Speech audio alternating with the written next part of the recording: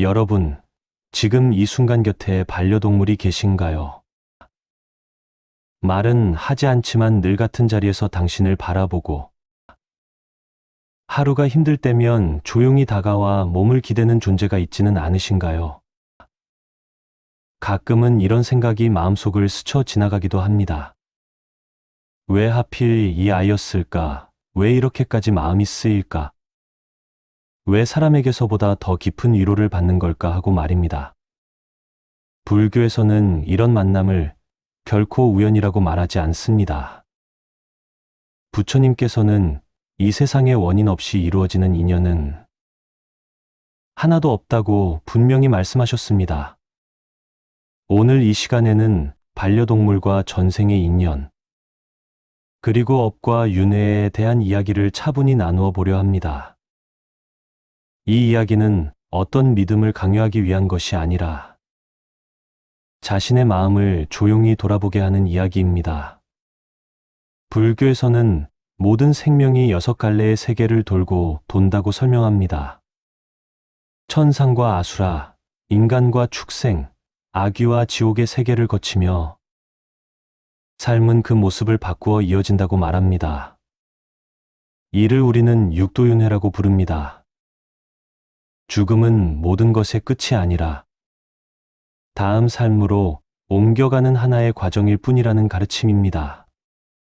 그렇다면 지금 당신 곁에서 숨 쉬고 있는 그 작은 생명은 어디에서 온 존재일까요? 그저 우연히 동물로 태어난 생명이라고만 말할 수 있을까요? 아니면 아주 오래전 지금의 당신과 깊은 인연을 맺었던 존재가 다른 모습으로 다시 찾아온 것은 아닐까요? 부처님께서는 이렇게 말씀하셨습니다. 업은 결코 사라지지 않으며 다만 그 형태와 모습을 바꾸어 다시 나타날 뿐이라고 말입니다. 전생에서 맺은 인연은 이번 생에서 전혀 다른 모습으로 이어질 수 있습니다. 그 인연이 사람으로 나타날 수도 있고 말하지 못하는 동물의 모습으로 나타날 수도 있습니다. 특히 강아지와 고양이는 불교에서 정이 깊은 중생으로 자주 이야기됩니다. 버려져도 원망하지 않고 상처를 받아도 곁을 떠나지 않는 존재입니다. 이런 생명은 전생에서 사람과 깊은 정을 나누었지만 모든 업을 다 풀지 못한 채 다시 태어난 영혼일 수 있다고 전해집니다. 혹시 이런 경험이 있으셨습니까? 처음 만났는데도 이상하게 시선이 계속 가던 아이가 유독 마음에서 떠나지 않았던 순간 말입니다. 수많은 동물들 사이에서 왜 그 아이만 마음에 남았는지 스스로도 설명하기 어려웠던 적은 없으신가요? 불교에서는 이런 만남을 업연이라고 부릅니다. 전생에서 이미 맺어진 인연이 업의 작용으로 다시 이어진 것입니다. 전생에서 부모였을 수도 있고 자식이었을 수도 있으며 끝내 지켜주지 못한 가족이었을 수도 있습니다. 그래서 이번 생에서는 말 대신 눈빛으로, 행동 대신 기다림으로 당신 곁에 다시 찾아온 것일지도 모릅니다. 부처님의 제자 중 한 사람이 이런 질문을 드린 적이 있습니다. 짐승에게도 전생이 있습니까? 하고 말입니다. 부처님께서는 고개를 끄덕이며 형태는 달라도 마음의 씨앗은 같다고 답하셨습니다. 사랑과 미안함, 집착과 보호하려는 마음은 쉽게 사라지지 않는다고 하셨습니다. 이 마음의 씨앗이 완전히 소멸되지 않으면 다음 생에서도 다시 싹을 틔우게 됩니다. 그래서 반려동물은 말 대신 끝없는 기다림과 조건 없는 충성으로 인연을 이어가는 것입니다. 반려동물이 아플 때 유독 가슴이 무너지는 듯한 아픔을 느껴본 적이 있으신가요? 그저 동물일 뿐이라고 스스로를 달래 보아도 눈물이 쉽게 멈추지 않는 이유가 있습니다. 불교에서는 이를 기억의 재회라고 설명합니다. 머리는 잊었지만 마음은 이미 알고 있는 인연이 다시 만났기 때문입니다. 그래서 이 인연은 유난히 깊고 유난히 아프게 느껴지는 것입니다. 하지만 부처님께서는 이별을 결코 버리라 하지 않으셨습니다. 정은 집착이 아니라 수행의 문이라고 분명히 말씀하셨습니다. 끝까지 책임지고 끝까지 사랑하며 마지막에는 놓아줄 수 있는 것. 그것이 이 인연을 완성하는 길이라고 부처님은 가르치셨습니다. 지금 이 순간 당신 곁에 있는 그 아이를 한번 떠올려 보시기 바랍니다. 당신에게 그 아이는 어떤 존재입니까? 주인이었습니까? 가족이었습니까? 아니면 전생에서 미안함을 남긴 누군가였습니까? 정답은 중요하지 않습니다. 중요한 것은 지금 이 순간에도 그 생명이 아무 조건 없이 당신 곁에 머물고 있다는 사실입니다. 잠시 호흡을 고르십시오. 다음 이야기에서는 전생의 인연이 왜 동물의 모습으로 돌아오는지, 그리고 이별 이후 그 영혼은 어디로 가는지에 대해 부처님의 가르침으로 차분히 이어가겠습니다. 지금은 그저 곁에 있는 생명을 한 번 더 따뜻한 눈으로 바라봐 주시기 바랍니다. 그 눈빛은 결코 우연이 아닙니다. 이 인연은 아직 끝나지 않았습니다. 사람은 나이가 들수록 자연스럽게 자신이 살아온 시간을 돌아보게 됩니다. 젊을 때는 바쁘다는 이유로 미뤄두었던 생각들이 어느 순간부터 마음속에 떠오르기 시작합니다. 잘해주지 못했던 사람들과 끝내 지켜주지 못한 인연들이 하나씩 기억 속에서 고개를 듭니다. 미안하다는 말 한마디 전하지 못한 채 헤어졌던 순간도 마음을 붙잡습니다. 불교에서는 이런 기억과 감정을 단순한 회상이 아니라 업의 흔적이라고 설명합니다. 업이란 눈에 보이지 않지만 마음 깊은 곳에 남아있는 마음의 씨앗입니다. 이 씨앗은 시간이 흐른다고 사라지지 않고 인연이 맞는 순간 다시 모습을 드러냅니다. 부처님께서는 업을 벌이나 보상으로만 이해하지 말라고 하셨습니다. 업이란 마음이 만들어 낸 방향이며 삶의 태도가 남긴 흔적입니다. 선한 마음은 평온한 인연으로 이어지고 집착과 미안함은 다시 만남으로 돌아옵니다. 그래서 어떤 인연은 사람의 모습으로 다시 만나게 됩니다. 또 어떤 인연은 말하지 못하는 생명의 모습으로 우리 곁에 다가옵니다.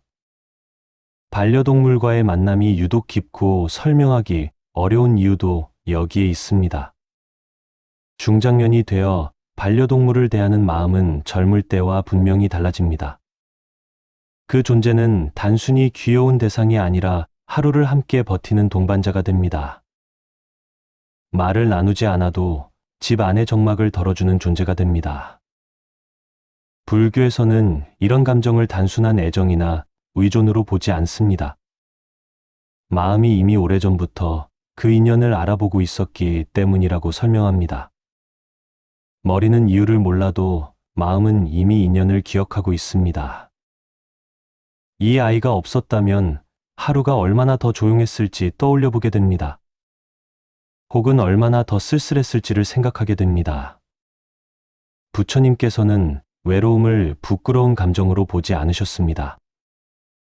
외로움은 잘못된 마음이 아니라 다시 연결되고자 하는 신호입니다.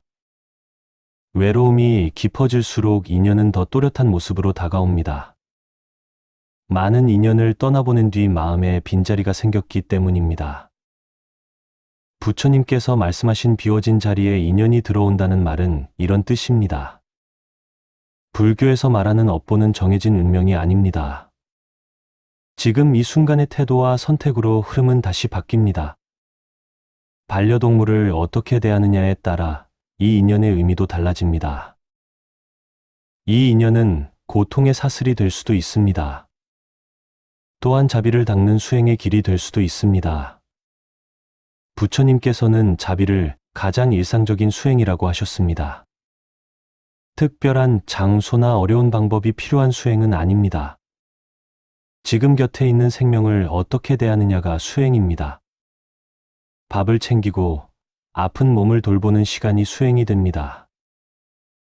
늙어가는 모습을 끝까지 지켜보는 시간도 수행이 됩니다. 불교에서는 이런 돌봄의 시간을 공덕이라고 부릅니다. 큰 시주나 대단한 행위만이 공덕은 아닙니다. 하루하루 마음을 다해 함께 살아내는 것이 공덕입니다.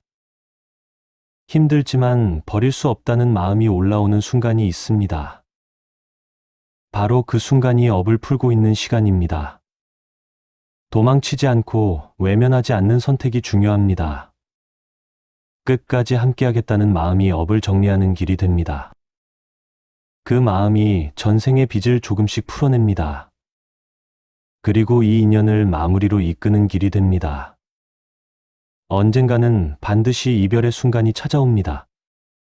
아무리 준비하려 해도 그날은 늘 갑작스럽게 느껴집니다. 집 안에서 들리던 작은 발소리가 어느 날부터 사라집니다. 밥그릇을 치우지 못한 채 한참을 바라보는 날도 있습니다. 습관처럼 이름을 부르다가 문득 현실을 깨닫게 됩니다. 중장년의 이별은 젊을 때보다 훨씬 조용하고 깊게 내려앉습니다. 불교에서는 이 슬픔을 집착이라고만 말하지 않습니다. 함께한 시간만큼 자연스럽게 생긴 인연의 무게라고 설명합니다. 부처님께서는 이별의 아픔을 부정하지 않으셨습니다. 다만 그 아픔을 붙잡아 자신을 괴롭히지 말라고 하셨습니다. 모든 만남에는 머무는 시간이 다르다고 말씀하셨습니다. 머무는 시간이 다를 뿐 인연이 사라지는 것은 아니라고 하셨습니다. 불교의 윤회는 다시 태어남만을 뜻하지 않습니다. 형태를 바꾸어 이어지는 인연의 흐름을 말합니다. 눈앞에서 보이지 않는다고 해서 끝난 것은 아닙니다. 떠난 반려동물을 계속 떠올리게 되는 이유가 있습니다. 그 존재가 아직 마음속에서 역할을 마치지 않았기 때문입니다. 부처님께서는 기억 또한 하나의 인연이라고 하셨습니다. 슬픔이 깊을수록 그 인연은 마음을 더 자주 두드립니다. 이것은 집착이 아니라 작별을 준비하는 과정입니다. 충분히 슬퍼해야 인연은 고요해질 수 있습니다. 울고 싶을 때 울지 않으면 마음은 더 오래 머뭅니다. 눈물을 억누를수록 업은 정리되지 않습니다. 불교에서는 슬픔을 밀어내지 말고 바라보라고 가르칩니다. 이 아이와 함께한 시간이 나를 어떻게 바꾸었는지 돌아보게 합니다. 조금 더 부드러워졌는지 묻게 됩니다. 조금 더 참을 줄 알게 되었는지도 생각하게 됩니다. 그 변화가 있었다면 이 인연은 이미 큰 역할을 마친 것입니다.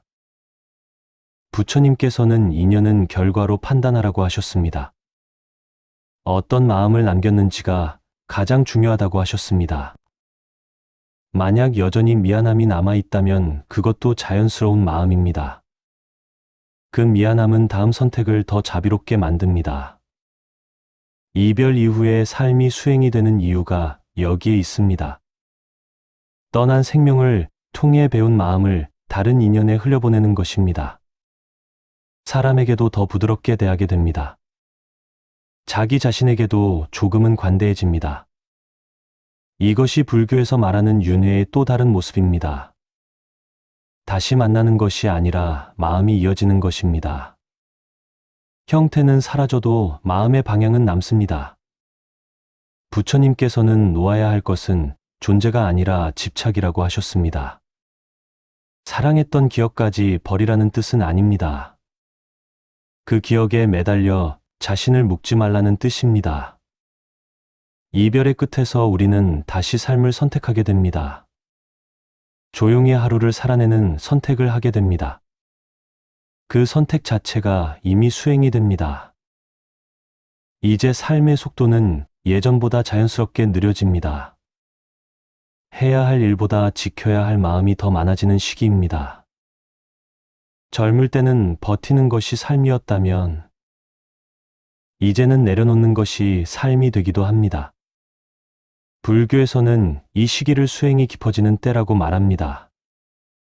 멀리 떠나지 않아도 일상 속에서 수행은 시작됩니다.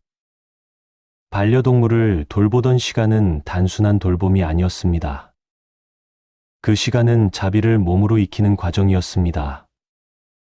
말을 하지 않는 존재를 이해하려 했던 순간들 속에서 우리는 이미 수행자의 길 위에 서 있었습니다. 부처님께서는 자비란 불쌍히 여기는 마음이 아니라고 하셨습니다. 상대의 고통을 자기 일처럼 받아들이는 마음이라고 하셨습니다. 밤중에 아픈 기척에 잠을 설쳐본 적이 있다면 그 순간 이미 자비는 마음에 자리 잡은 것입니다. 그 경험은 반려동물이 떠난 뒤에도 사라지지 않습니다. 오히려 사람과의 관계 속에서 더 또렷해집니다. 말 한마디를 고르기 시작합니다.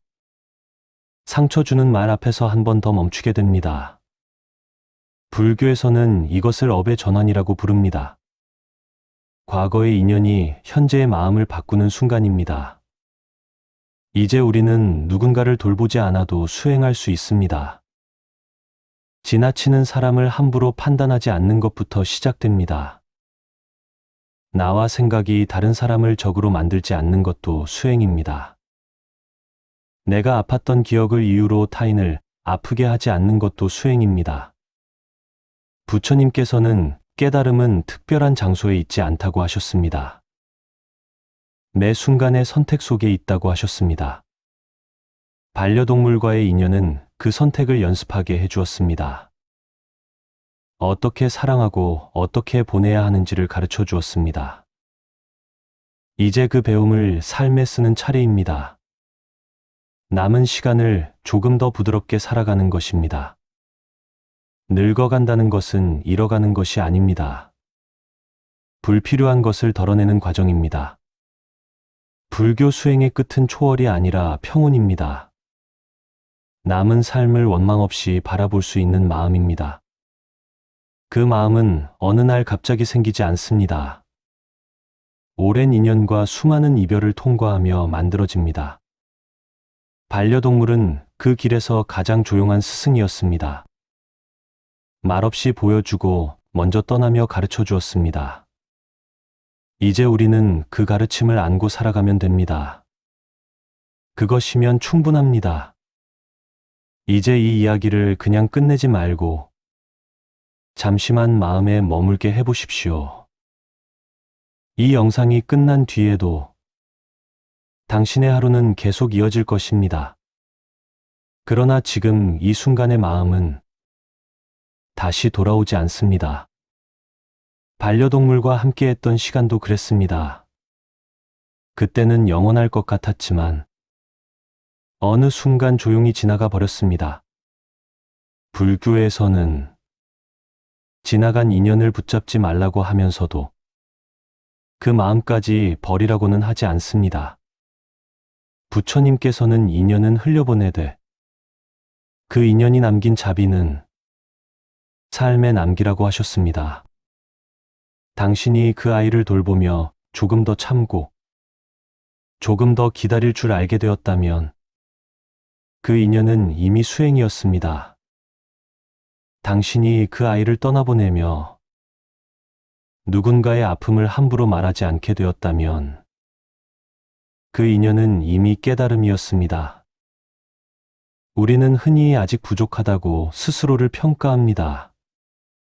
그러나 부처님의 가르침에서는 이미 바뀐 마음이 있다면 그것으로 충분하다고 말합니다. 완벽해서 수행이 되는 것이 아니라 흔들리면서도 다시 돌아오는 마음이 수행이기 때문입니다. 오늘 하루 괜히 마음이 가라앉아 있다면 그것은 실패가 아닙니다. 그만큼 많은 인연을 정직하게 살아냈다는 증거입니다. 이미 떠난 반려동물이 있다면 오늘만큼은 이렇게 마음속으로 말해 주십시오. 너 덕분에 내 마음이 조금은 사람다워졌다고 말입니다. 지금 곁에 반려동물이 있다면 말없이 바라보는 그 시간을 조금 더 오래 가져보십시오. 그 침묵 속에 가장 깊은 가르침이 숨어 있습니다. 부처님께서는 삶의 마지막에 남는 것은 소유가 아니라 마음이라고 하셨습니다. 이 영상이 끝나는 지금, 당신의 마음에 조금의 따뜻함이라도 남아있다면 이 인연의 이야기는 이미 제 역할을 다한 것입니다. 오늘도 여기까지 조용히 함께 걸어와 주셔서 고맙습니다. 당신은 지금도 충분히 잘 살아가고 있습니다. 부처님의 가피가 항상 함께 하시기를 기원합니다. 나무 아미타불, 관세음보살.